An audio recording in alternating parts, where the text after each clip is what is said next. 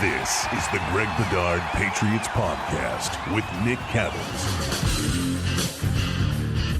He's Greg, I'm Nick. Of course, this is the Greg Bedard Patriots Podcast with Nick Cattles. This episode brought to you by PrizePicks, largest daily fantasy sports platform in North America. Download the app today. Use code CLNS for a first deposit match up to $100. Also, take the guesswork out of buying NBA tickets. Celtics at the Garden tonight. You can do that with GameTime. Download the GameTime app, create an account, use code CLNS for $20 off your first purchase. Last-minute tickets, lowest price, guaranteed. All right, before we get to the Patriots, Greg is ready to let it rip on the Bruins. Game 2 last night down in Florida. Not a great showing, Greg. Yeah, no, I mean, I wouldn't say I'm ready to let it rip. I just sort of like wanted to have a discussion about the Bruins because basketball's more your thing, hockey is more my thing. I only have so much bandwidth during the winter months, with football season wrapping up and my kids involved, and we're a hockey family because my son plays hockey, and I don't know. I've always gravitated towards the Bruins a little bit more than the Celtics, but I thought it would be a fun exercise to get out of football for a second and talk a little Bruins. But I would say, my big takeaway is I thought that last night, game 2, I thought they came out well. I thought they sort of built on what they did in game 1, but you could tell like they ran out of gas, and that that the way they were playing, the way they finished off the Maple Leafs, they finally, after game 5 and game 6, finally, probably towards the second half of game 7, they finally started to play well. They rolled into that game 1. And I was even telling my family, I said, never read too much into a game 1 when another team's been off for too long. And even game 1, I didn't think that the Bruins, and you look at the advanced analytics, I didn't think that they dominated that game. Like, they certainly had stretches where they did. I did not think the score 5-1 was indicative of the game. I thought that Jeremy Swayman played out of his rear end again, or else things could have flipped very easily in that game and the Bruins could have lost. And then, you go to game 2, and I do think that they were going on adrenaline. The Brandon Carlo dad strength thing in game 1. I think all of that stuff fizzled, which happens in these series. But again, I thought it was 6-1 at the end of the day. I thought it could have been a lot worse. Again, Jeremy Swayman, I thought, was outstanding for most of the game. I mean, just the defensive breakdowns that are going on in this team. And this was your worry playing the Panthers and how strong they are in the forecheck, and they're relentless. And the Bruins certainly matched that in game 1 with hits and all that stuff. But I thought that from basically about 6 or 7 minutes left in the first period through the end of the game, the Panthers just completely pantsed the Bruins. They were all over the Bruins. They didn't know what to do. The Olmark thing, I liked putting him in, give him some action, give Swayman a rest. I think it was, I didn't listen to Monty after the game, but that conversation they had with Swayman going off the ice, I assume it was, look, you're good. You were outstanding. This is more about us. We're playing like ass on the back end, and you don't need to be exposed to any of this stuff anymore. Let's give Linus a chance to wet his beak a little bit in case we need him at some point. But I wasn't overly enthused with game 1. I'm not overly despondent about game 2, but you do worry about the tide sort of turning here, because this is game 2. The Panthers definitely had their mojo back, and they were firing on all cylinders, and that is certainly a worry. I look at the issues that have been issues for a lot of this season, frankly, especially when you look at Hampus Lindholm. But defensively, you mentioned it, the breakdowns. Their defense is shook, Greg. I mean, when we're sitting here and we're getting ready for game 3 of the second round of the Stanley Cup playoffs, and Mason Lohrei is your best defenseman, that's a problem. I mean, it's great for Lohrei, and he's showing up at 23 years old, and good for him. But that's not the plan. The plan is that your spine, in essence, is your defensive pairings. And you can't trust McAvoy. He's completely lost. He's not doing anything well. He's screening his own goaltender. He's not strong enough in front of the net. He's not strong enough along the boards. He's a little iffy and sketchy with the puck. His decision-making has not been great. His time awareness has not been good late in periods, what he's doing, what he's trying to accomplish. Lindholm, as we know, he's not a physical guy. He plays that soft style as a defenseman, but he's been a human turnover. He hasn't been great. Carlo, ass over tea kettle game 7 against Toronto. Fortunately, that did not cost you the game. Last night, he loses a puck battle behind the net, which leads to a goal. You just brought back Forbort. How healthy is he? He had to leave early in the first period, then came back. Wotherspoon is kind of hot and cold at times. Grzelcyk, you can't trust him in the playoffs. He's a disaster, was a disaster against Toronto when he was thrown in there, and I think it was game 5. So, I mean, the defense is supposed to be the core of this team. You knew they weren't going to score a bunch of goals, and defensively, they're a mess.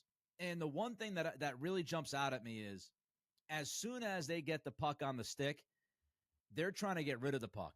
And that's okay if you're making crisp passes, you're going tape to tape, you're moving up into the offensive zone, and you're doing something. But it's more of a case of, I got to get rid of the puck. I got to get rid of the puck. And they're doing these little lollipop, passes up the ice. They're trying to go off the boards, and they're not getting it, through the zone, into the neutral zone. They just look timid. They look shaky. At times, McAvoy looks like he's got the yips. That's going to change. They will have no chance in this series unless their defensemen show up. And it begins tomorrow night in front of that Garden crowd. It's going to be raucous. It's going to be chaotic. They have to embrace that. They need McAvoy to wake up. I don't have much hope in Lindholm right now because he hasn't been good all year. But McAvoy, in the very least, he needs to wake his ass up. And if he doesn't, you mentioned it, the forecheck. You look at Florida, most hits in the NHL this year. They are the most physical team in the league, and they're going to bring that. And the Bruins are physical. The Bruins had the 3rd most hits in the NHL this year. And Toronto versus the Bees in the first round, the most hits in any round so far in the playoffs, right through that first round of the playoffs. So it's not like the Bruins can't be physical, but, man, they've got to be much sharper, and their defense has to be better. It hasn't been good enough. Yep. The other part, too, quickly, is the undisciplined nature. I know Brazeau's a rookie. You can't get baited by Tkachuk. Tkachuk pisses me off. He's chirping at the end of the game. Congratulations, you won a home game, Matthew. Good job. But, Brazeau, 20 seconds into the game, you can't rip the dude's helmet off and get sent. You just can't get sent to the box 20 seconds into a playoff game. You can't get – and too many men on the ice. What? That's like the 5th time. Can we stop with the too many men on the ice? Can somebody get the message? That's amateur hockey stuff. Too many men. I saw a tweet last night. Bruins have more too many men on the ice penalties than the rest of the NHL in this playoffs. Yes, what they do. What the hell are we doing? All right, let's get to football. Rookie minicamp schedule. Guys are in town today. This starts tomorrow. Gerard Mayo will speak at 11:15 in the morning. They'll have a practice from 11 to 11:30.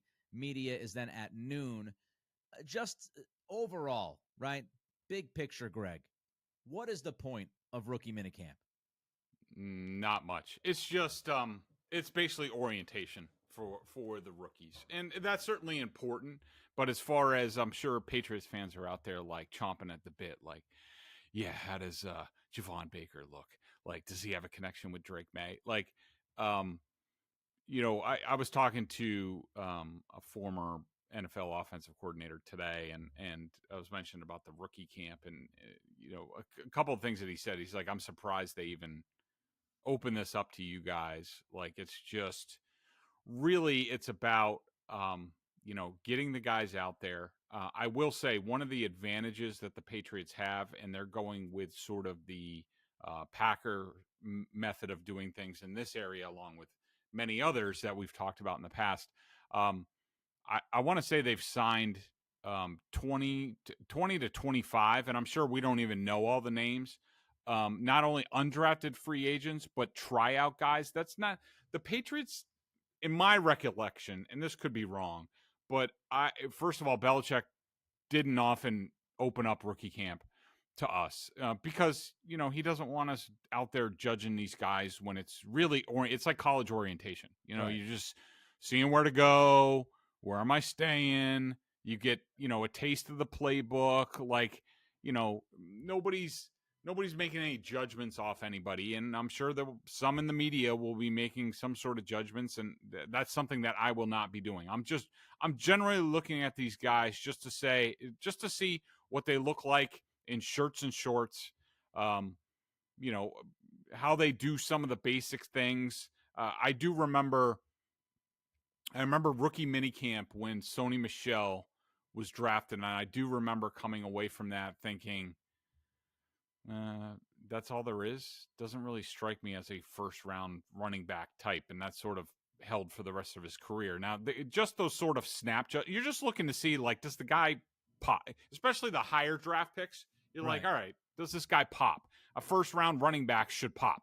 Sony Michel did not. But back to the Packer thing. So they've signed so many undrafted free agents, and they have tryout guys. I don't remember the Patriots doing very many tryout guys. Certainly they would have a couple every year, but the Packers bring in a lot of guys. They would bring in a lot of guys from area colleges. And so you get upwards of, and you also have some guys back from last year that maybe weren't here, exclusive rights free agents, that sort of thing. So I would expect them to have anywhere from 30 to 45 guys on the field. That's a healthy amount. Yeah. Like a lot of times when you don't do that, you only have like 2 receivers and you're worried about them popping a hamstring. And one thing this coach said to me is like, remember, almost all of these guys are going to be in terrible shape because they haven't once the combine, all that stuff was sort of over, they stopped that training. And so you just don't want anybody to get hurt. You just want to get their feet wet. I know fans are going to be excited because football's going to be on the field. Footballs will be flying. People will be in Patriots practice jerseys, including Drake May, the 3rd overall pick, and people are going to be excited. But I would just temper expectations about like what we're really going to learn from this. Not a whole hell of a lot. Again, this is orientation for these guys. PrizePicks is America's #1 fantasy sports app with more than 3 million members. It is the easiest and most exciting way to get in on the action while you watch your favorite sports and players. You just pick more or less in 2 or more player stats and watch the winnings roll in. Get in on the playoff action and win up to 100 times your money on PrizePicks as you and the world's best players take the game to a new level during basketball and hockey's postseason, which is coming up. I can't wait. I know Nick is going to be freaking geeked up for all that stuff. That's for sure. You can now win up to 100 times your money on PrizePicks with as little as 4 correct picks. You can turn $10 into 1,000 with basketball, hockey, baseball entries today on PrizePick, America's #1 fantasy sports app. This week on PrizePicks, I'm selecting Jaylen Brown for more than 25 points, David Pastrnak for 2 goals or more, Tyler O'Neill, the big thumper, for 2+ home runs this week, and Kenley Jansen for 2 saves. Download the app today and use code CLNS for a first deposit match up to $100. That's CLNS for a first deposit match up to $100. Pick more, pick less. It's that easy at PrizePicks. Moving on from the rookie minicamp, Greg, let's get into this search. I'm just going to call it a search because some have called it a GM search. It's not really a GM search. It's not even really a search, maybe.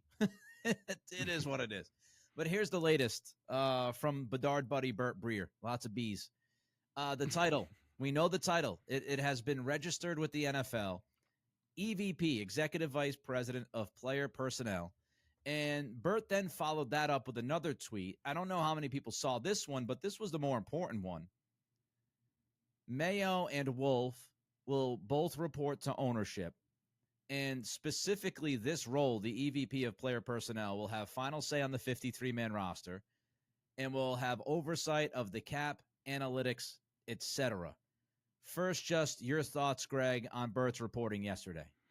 Yeah, this is where I thought it was going to end up all along. The Krafts, for whatever reason, don't do the general manager thing. They like to, Belichick might not like his titles. The Krafts like their titles with, Robin Glazer, Executive Vice President of Football Business and Assistant to the Head Coach, Intergalactic Domination Coordinator.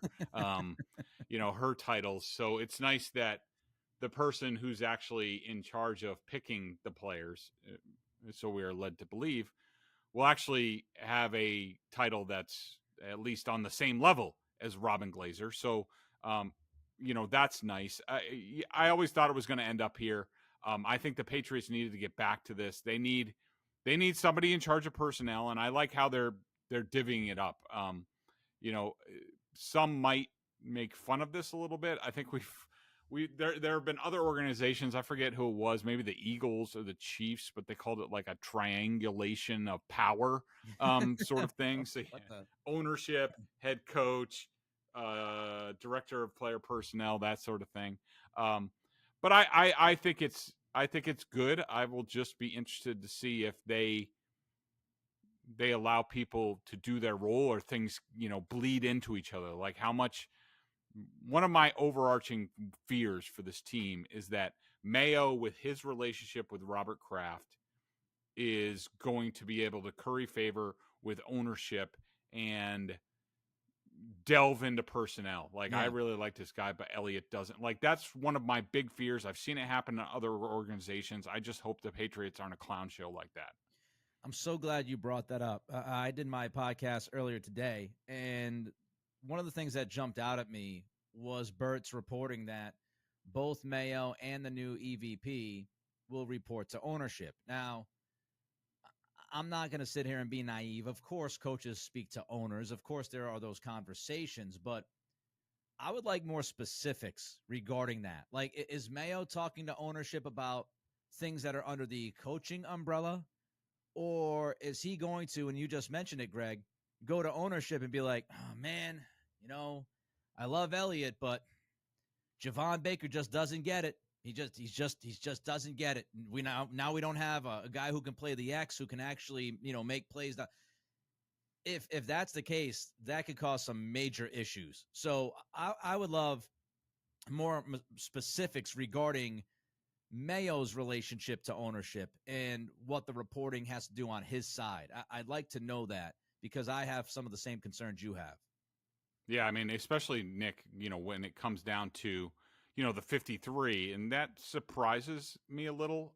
Normally they're in charge of like the off season, but really the coach is in charge of the final 53 and things like that. But like, for example, you could see friction if Elliott Wolf wants to keep two more offensive players, and, Gerard Mayo, who's a defensive head coach, he gets less players. And like, maybe there was this guy, some linebacker that Mayo really liked, that, this is our type of guy, we need to keep him. But at the end of the day, Wolf says, no, we got to err on the side of keeping more guys on offense, because we have a lot to rebuild there. We need to keep more guys. Does that sort of thing cause friction? All right, a couple of guys we found out have interviewed for the job. Let's start with the director of scouting for the Eagles, Brandon Hunt. Any thoughts on him? So, yeah, Hunt is a guy who, really came up. He's a scout. He came up through the scout, interned with the Steelers, was a scout with the Texans, went back, was with the Steelers another 13 years.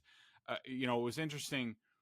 Kevin Colbert, their longtime general manager, retired, and Omar Khan was selected to replace Colbert. And I don't know if Hunt thought he should have gotten the job, but then all of a sudden he ended up at the Eagles. Hunt is, and again, we talked about this before. I mean, he's a minority candidate. He's black. And so the Patriots have to interview two outside minority candidates. There's always been sort of a close relationship between at least the football side of the Patriots and the Eagles. Is this Howie doing a favor? Hunt hasn't been there very long, but look, certainly he has the experience coming from the Steelers side. That's a great organization. I do wonder if these interviews are more to possibly fill out the staff long term than actually being up for the quote unquote job. I had the same reaction. I talked about this during my solo pod this week. The idea that, yes, you have to satisfy the Rooney Rule, but if you are bringing these guys in, it also stands to reason, much like the coaching staff, you bring guys in and then, hey, you might not be the defensive coordinator, but we can slide you to here, right? That happened last year with Adrian Clem when Belichick was talking to him about the OC. Obviously, he got the O-line coaching job. So you look at Brandon Hunt, and he's kind of the scouting part of this, right? Which leads me to Samir Suleiman, who is the former Panthers director of player negotiations. He currently does not have a job. The turnover in Carolina, so he's a free agent, so to speak. And Suleiman, he has really only dedicated himself to negotiations, player contracts, all that stuff. Like that's what he does. That's his wheelhouse. So I'm looking at that, Greg, and I feel even stronger about the idea of, well, maybe these guys, maybe Hunt and Suleiman could actually still be a part of this front office, but not given the top job. Maybe Suleiman comes in as the contract negotiator, cap specialist, and you have Hunt be kind of your top guy in the scouting department, or one of the top guys in the scouting department under Wolf. Would that make sense to you?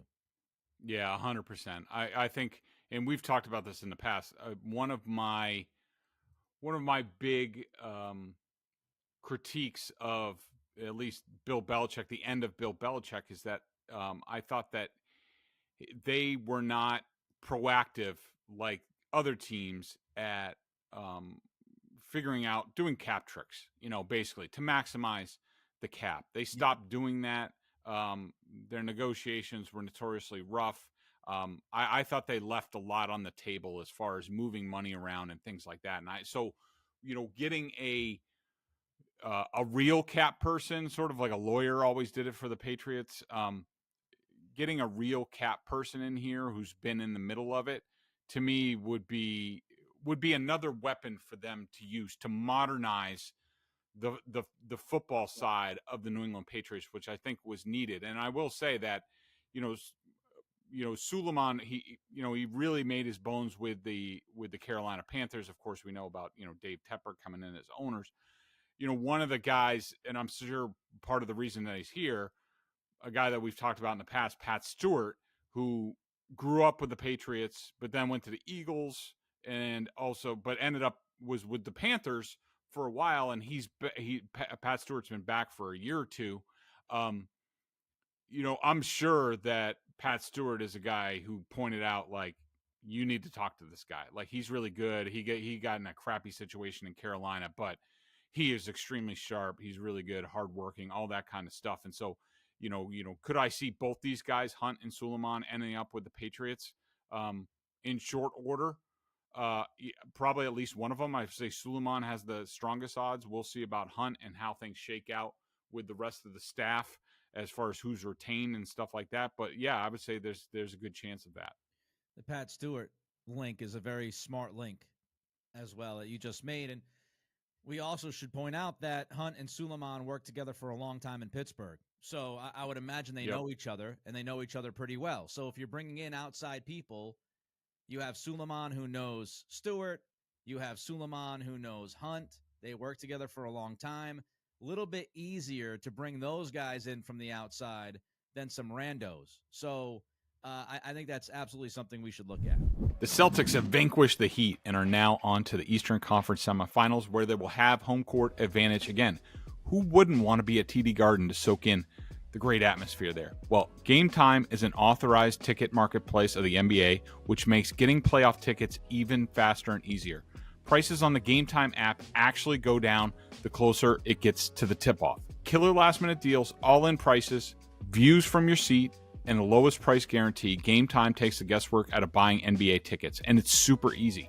I love the seat view component, Nick. I don't know how you feel about it. I will not buy tickets to any sporting event unless I can get a view on where the seats are going to be. Maybe I have a little Fenway fatigue, but on the app, it says right in there, when you're about to buy those seats, they give you a panoramic view of the seats. I love that component of it. Take the guesswork out of buying NBA tickets with GameTime. Download the GameTime app and create an account and use code CLNS for $20 off your first purchase. Terms apply. Again, create an account and redeem the code CLNS for $20 off. Download GameTime today. Last-minute tickets, lowest price, guaranteed. All right, let's continue to talk about this this search, because I don't know if you love title talk, but we're going to get into some title talk because some people are really wrapped up into the title talk. Now, me personally, I am writing a column for Greg tomorrow, BSJ, on this title talk, on, what is actually the meaning of a title and certain things that I've witnessed over the past couple of weeks and certain things that have been said. But let's get to Dianna Russini, because she, going back a few weeks ago, said that Johnathan Kraft was heavily involved. Then she followed that up with an article in The Athletic where she kind of took a step back from that and more painted it as Johnathan Kraft was playing the usual role that ownership would play, which is, hey, something big happens. If a trade's going to happen, I want to be looped in. To me, there's a difference, Greg, and I just want your thoughts on this first. Is there a difference to you from being heavily involved and being looped in? Because to me, there is. Yeah, for sure. I would think that, heavily involved means like you're almost there on a daily basis trying to figure out what's going on and also like weighing in. Okay, good. We agree on that. So Dianna yesterday, she tweeted out that, here's the gist. I'm going to give you the gist of it. If you don't want speculation as far as ownership being involved in all of that, don't mess with titles. And her point was, why don't you just name somebody a general manager? Because that's pretty much what every other team does in the league, aside, by the way, from Cincinnati, who doesn't do that. But don't mess with titles if you don't want speculation. Do you agree with that, Greg? 100%. And I feel Diana's frustration and pain because let's just say I've received my own feedback. There's definitely an effort to push back on any talk that Johnathan Kraft is heavily involved in football operations, and you just kind of throw up your hands and you're just like, well, what do you want from us when you don't give people titles, when you don't interview people, when you do like all this stuff? Like, what are we supposed to take away from all that's going on? And so yeah, I definitely understand where she's coming from. Okay, so from her point of view, now that you explained it that way, frustration, if she's just voicing her frustration, then okay, that's fine. I don't understand the fascination with the general manager title. I don't understand it. I know that's right. What all these other teams do. To me, the more important thing is that they're creating a title in the first place. Whether you like the title or not, they're creating a title. So to go beyond that, again, Bert had the details. So we not only have the title of the role, but Bert tweeted out what the responsibilities of that role are going to be. So outside of not picking the title that a specific person might want, I don't know what's so wrong with the title business here. Bill Belichick was here for almost a quarter of a century, and guess what? He never had a title, folks. He was the head coach. So if the premise is, well, unless you name a general manager, we're always going to wonder if the owners are meddling, if they're involved heavily or not. Well, A, Belichick never had a title, and no one ever thought the Krafts were involved. No one talked about them meddling in his business. B, owners are always going to be a part of this. Like, that's what I don't understand. Unless you think that Johnathan Kraft was sitting there going, yeah, Elliot, Caden Wallace at 68. Make the pick. Like, what are we doing? Of course they had a conversation about number 3. Of course, like, ownership gets brought in to big decisions in all 32 NFL cities. That's how it works. If you're going to pay a quarterback $150 million, guess who you're talking to? Like, when I was a program director in Sacramento, I had autonomy, okay? I had for about 8 months. Long story, don't need to go down that road. But for the first 8 months or so, I had autonomy. So we had 3 positions to hire. I made the final call on those decisions. But guess what? There was a market manager in our building. Market manager is pretty much ownership for this analogy. I had to update the market manager on hiring a co-host for the afternoon show. I had to go to him and say, this is the negotiation. This is what we're going to offer. Here was his counter. This is what I'm thinking. Relocation money, blah.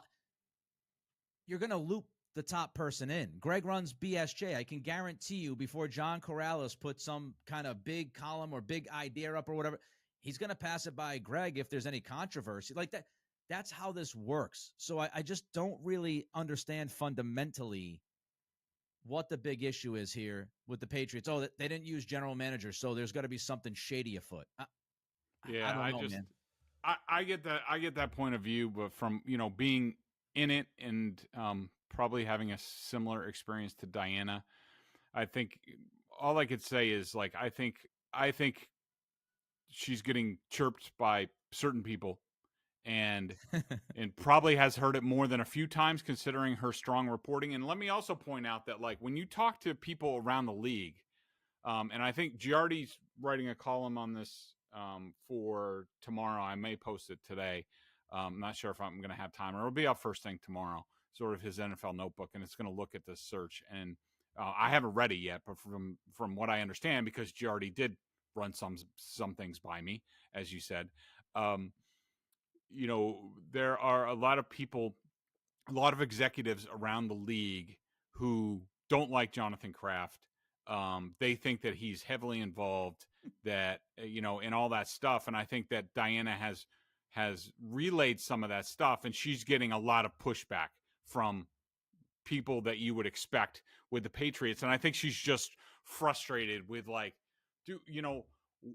what do you want from me? Like, you're not laying anything out directly until Bert's report. So they finally, maybe in response to Rossini, finally laid out what they're doing, because they didn't talk about it and wouldn't be clear about it for months.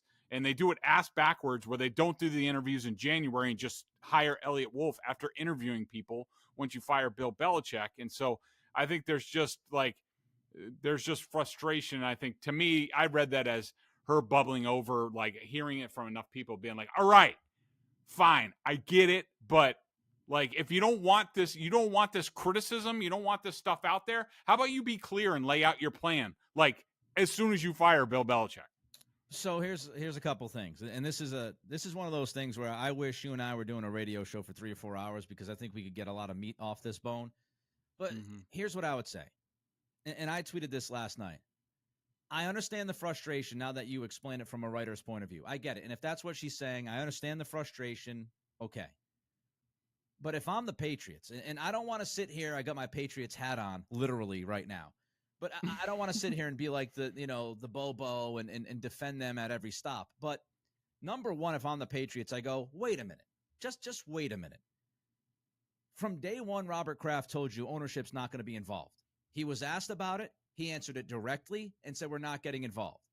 Every time Gerard Mayo's been asked, he has said they're not involved. Elliott Wolf has said multiple times to the media, I am making the final call. I am making the final decision. There have been reports, I believe, from you, from Bert, from Gasper, from Curran, from Perry, from Reese, saying Elliott Wolf's making the final call. So I don't know, aside from but without the title, like, I mean, but we know why that is, right? Like, we know. Look, I'm not sitting here and arguing the process. You and I agree that the process to get to this point has been messy, but they've also, to me, they've said it point blank. We're not involved. It's Elliott's job. So whether they but they invite this because they didn't do the process. It's all about the process, because they didn't do the process right. If they just would have interviewed these two guys on January 12th or whatever, and then named Elliott Wolf vice president of player personnel, nobody would be having these. I mean, there would be some, certainly from certain sports talk radio hosts, but there wouldn't be this, I think, like, league-wide criticism of Johnathan Kraft and questioning his involvement. They invited this when they decided to go this route, no matter what they're flapping their gums about. They could have made it easier on themselves for sure. But again, I think they've been as transparent as they can be when they've been asked these questions. And to me, they've been clear about who the guy is running the operation. I think like we've been upset about their messaging at times during this offseason. If there's one bit of the messaging they've been clear about, it has been Elliott Wolf. And you go back to what Robert Kraft said, and he had mentioned we are going to appoint somebody. Now, should they have given him the title beforehand? Yeah, again, it's been messy.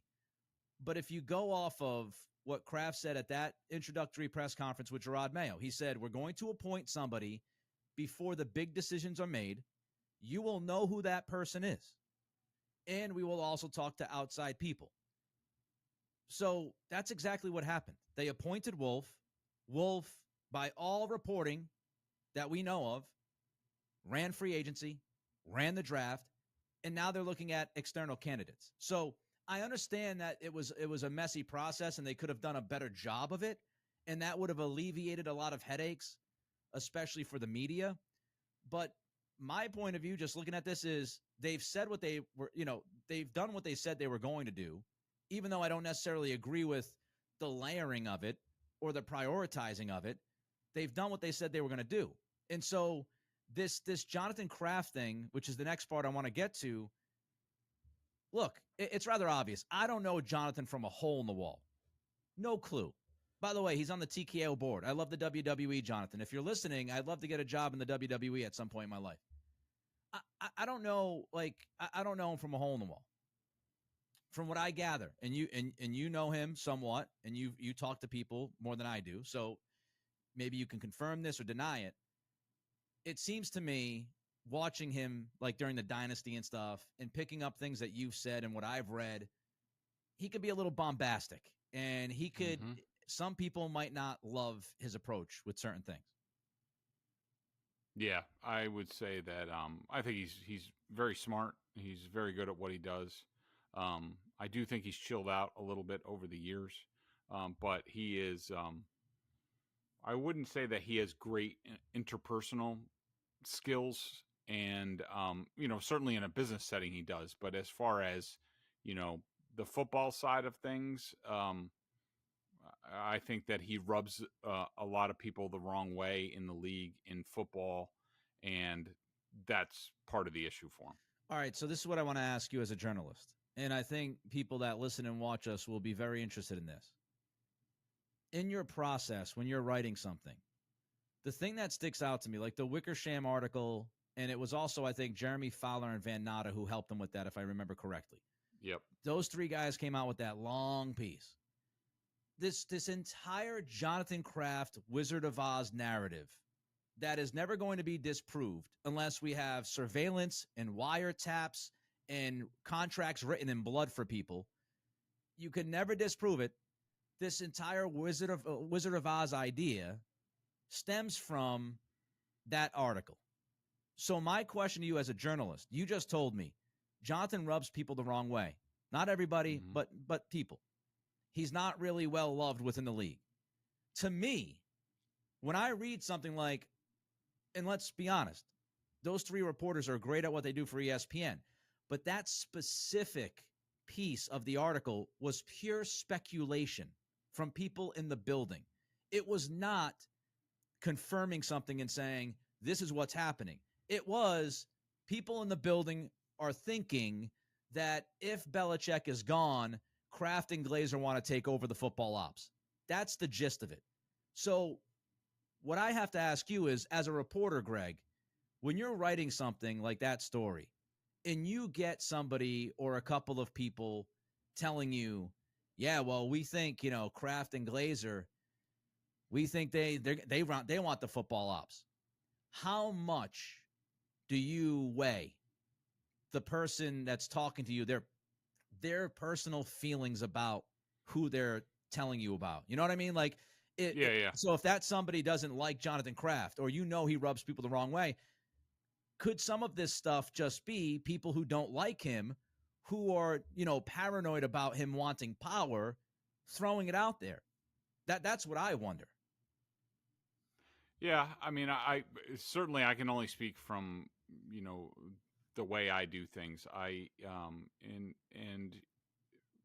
Sometimes I get, basically when I get information like that, I don't feature it prominently. Maybe I mention on a podcast or something like that about how, like, there are some people in the building who think that Johnathan Kraft is running things. I just make sure to, just be like, well, some people think that, other people don't.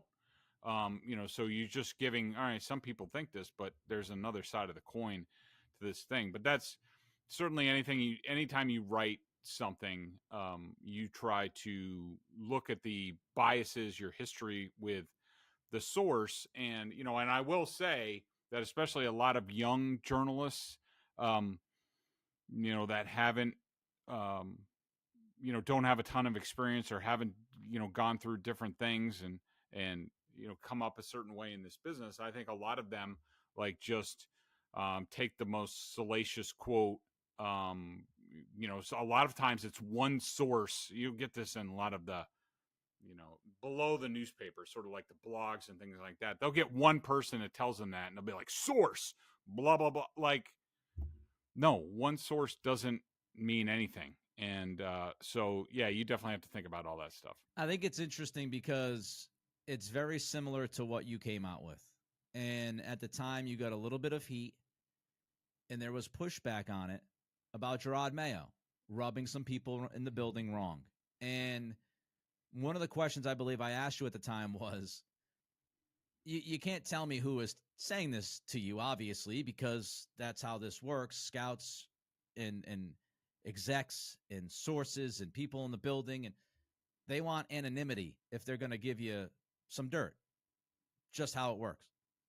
But it's very similar where, like, I looked at that story and I wondered, and you and I are friends. I never ask you anything about that stuff, ever. I will never, ever ask you, hey, who told you this? Like, I won't even try to dig. It's just not what I do or what anybody should do.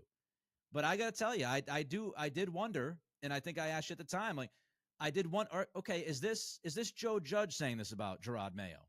Is this Bill O'Brien saying it about Mayo?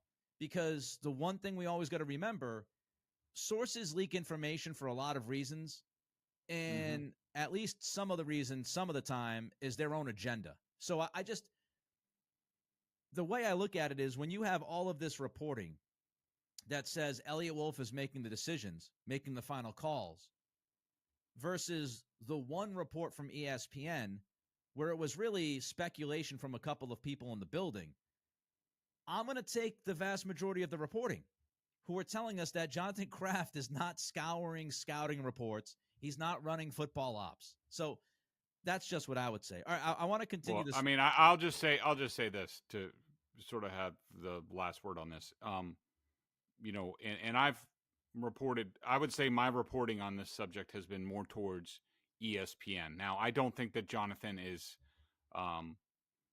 hugely involved in football operations, but I definitely think that he is involved. And I think that Robin Glazer is his eyes and ears in the organization.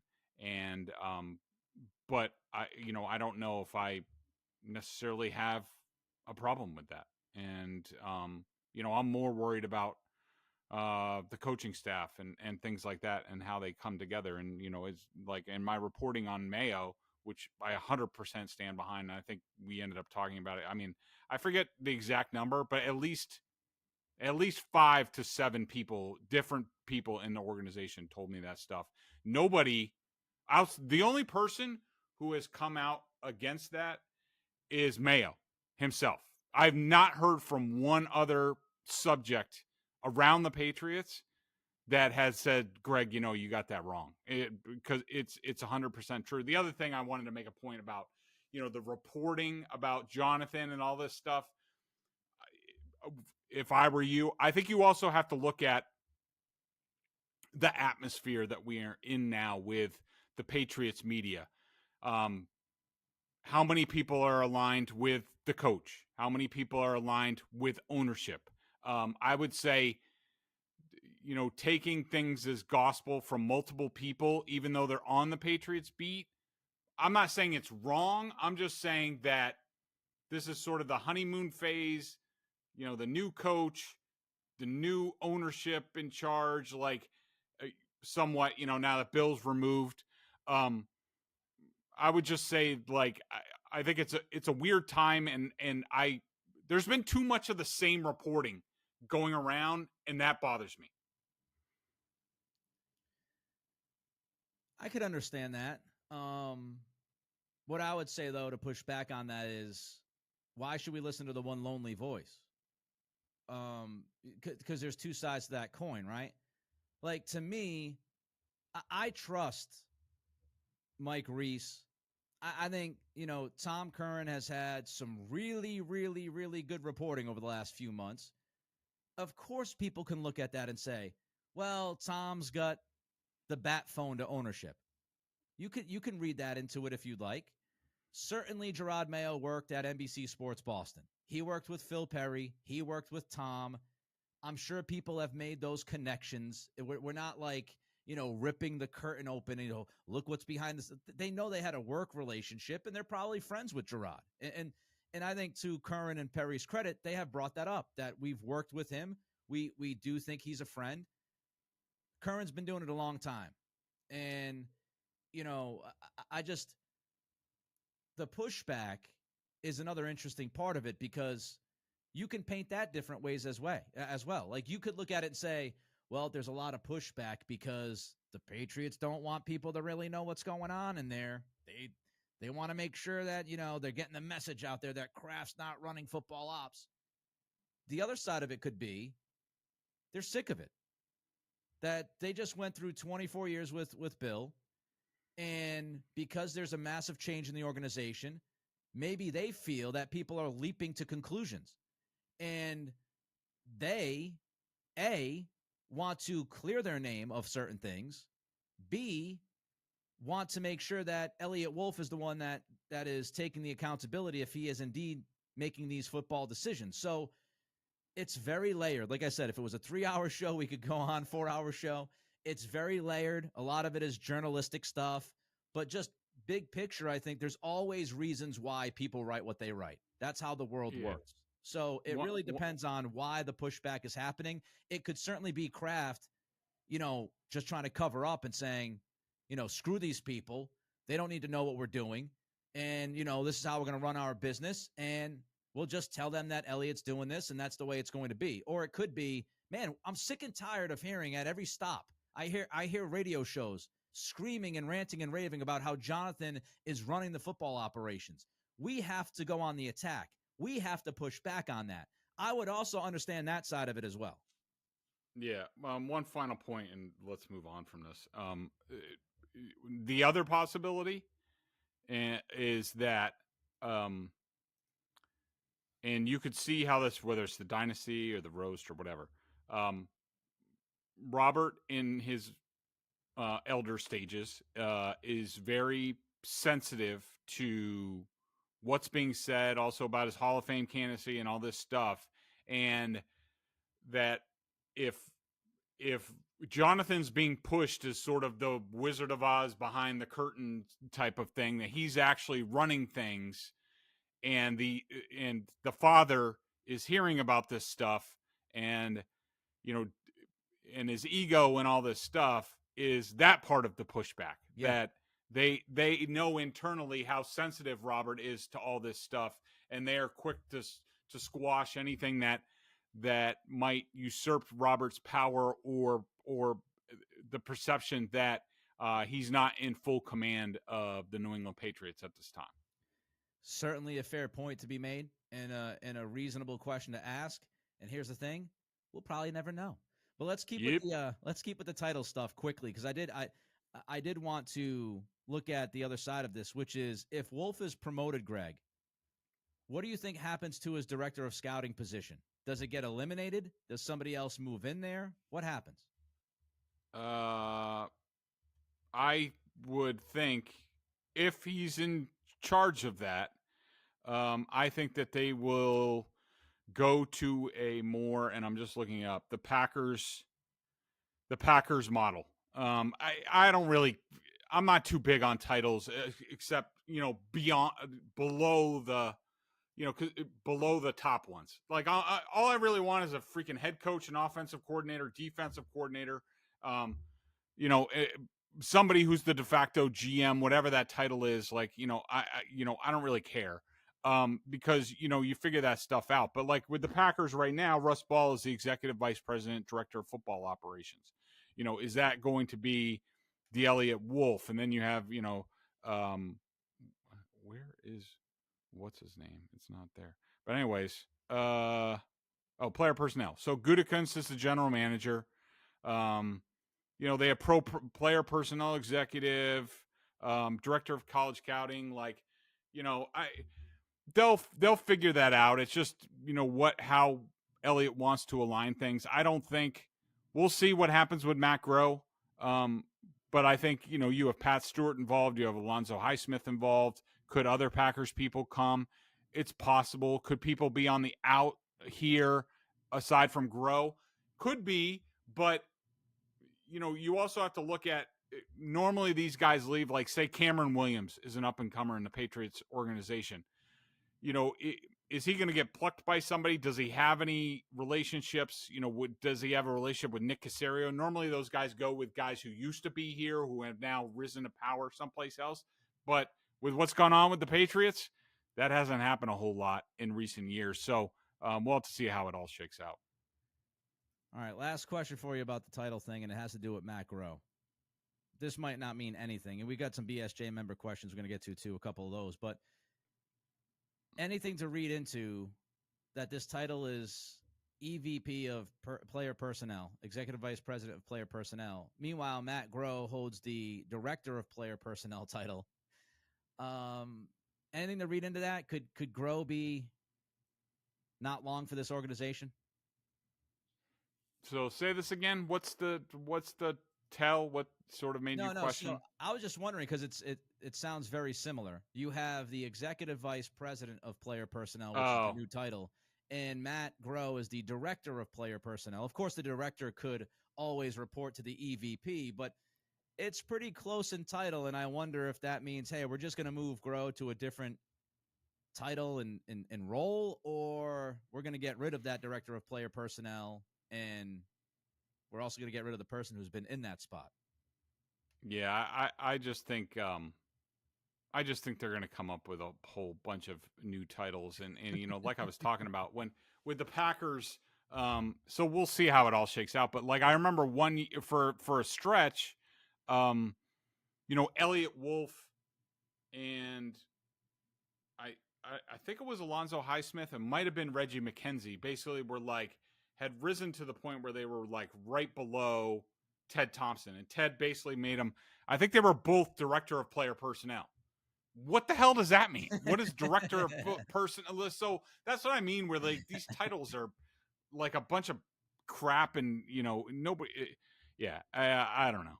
I got one more question because you brought this up. You were the first guy that brought this up. The primary football executive. So. Yep. If that is registered to the league, right? And so it's Executive Vice President of Player Personnel. Let's say Elliott Wolf gets the job. If he is the primary football executive, do we say case closed? Or can they still run a shadow organization here? Are you talking about in regards to you love this Johnathan Kraft stuff, don't you? No, just so is this I'm wondering, is this in regards to Johnathan Kraft? My question is the primary football executive, right? Whoever gets named that. Explain to the people, I think, again, like what does that entail? What's that mean within the league? The power of like that person being in that spot like Belichick was. You have to name it because it basically goes to and some teams name a secondary football executive, and so it basically comes down to like, can they be stolen from somebody else? Like, can you? It's basically like, in compensation and like, can this team, if a team has a primary football executive opening, but you're only secondary with the Patriots, like you could get interviewed and you could leave without tampering or what have you. That's really what it's about. Another question that I have for you about Brandon Hunt quickly, because I don't understand. I want to make sure people know how the front office thing works. could he just move to New England, or would they have to give him, for example, the primary football executive number 2 position, or would they have to give him a position that is above his current position? Does it work like a coach, where like if you're a linebackers coach, you got to be like defensive coordinator to take the gig somewhere else, or does he have freedom of movement? I think he only has freedom of movement if he's out of contract. Okay. Which a lot of guys, their contracts end around this time. Some guys choose to let it run out. Some guys don't. They want the long-term security. And look, some people might get annoyed saying, "Oh, Nick with the details." To me, details are knowledge. They're good to have. All right, this episode, we'll get to a couple of member questions. This episode is brought to you by PrizePicks, largest daily fantasy sports platform in North America. Download the app today. Use code CLNS for a first deposit match up to $100. And, of course, check Greg and company out at BSJ, $50 for the year. So, Greg, pick 1 or 2 member questions. Let's rock. So I'm definitely not taking this one from Casey Johnson 9, which is about Johnathan Kraft. How much power he has, because I've talked more about Johnathan Kraft in the last half hour than I have, I think, in the last 10 years combined. This one's a good one, because I did notice this because Elliot Wolf was on Adam Schefter's podcast. Yeah. Not Bob. Asked, can you share some insight on Mike McCarthy's quarterback school method Wolf mentioned on Schefter's podcast? Yes, I thought it was interesting that he brought that up. Mike McCarthy was, especially at around the time that I joined, when I started covering the Packers, the end of Favre, beginning of Rodgers. Mike McCarthy was very famous also in New Orleans, and it goes back to New Orleans, for his quarterback school. That he was able to train these guys up. Now, it's nice for Elliott to bring that up. And there will be some element of that. But the thing is, like, there's a huge difference now between how much time you can spend with these guys. Like, it used to be like a springtime thing. And I'm sure it's in OTAs a little bit, but like, McCarthy would have like a full weekend just with like the quarterbacks. And like, you just can't do it anymore. Like you are not allowed to have that kind of time with the players. And so to really say that's going to happen, to me, it's just not realistic. Now, I do think that Elliott bringing up that Alex Van Pelt trained under Mike McCarthy and Ben McAdoo did, so they've seen how they go through building up quarterbacks, I think is definitely valid. I just think it's hard to compare what these coaches are going to be able to do and what Mike McCarthy could do, 17 years ago. It's just a completely different NFL. We'll end with this. And you want to get another one? What'd you say? No, we're good with that. We'll end on that one. That was a good one. well, we began with hockey. Let's end with basketball. So Patrick Beverley just got suspended by the NBA for 4 games for throwing a basketball at a fan not once but twice. 4 games. Slippery 4 slope. Games. He should get suspended that for being a jackass to that reporter in the locker room. Hey, they are you subscribed to my podcast? I'm going to start doing that to Patriots fans that come up to me on the street. I'll be like, are you subscribed to my podcast? If not, I'm not talking. Subscribe to my podcast, Nick Cattle Show, by the way, if you're listening. All right, there you have it. We're done for the week. It was a long one, my fault, but I think it was good. Thought it was a good conversation. He's Greg. I'm Nick. Back next week. Till then, be well.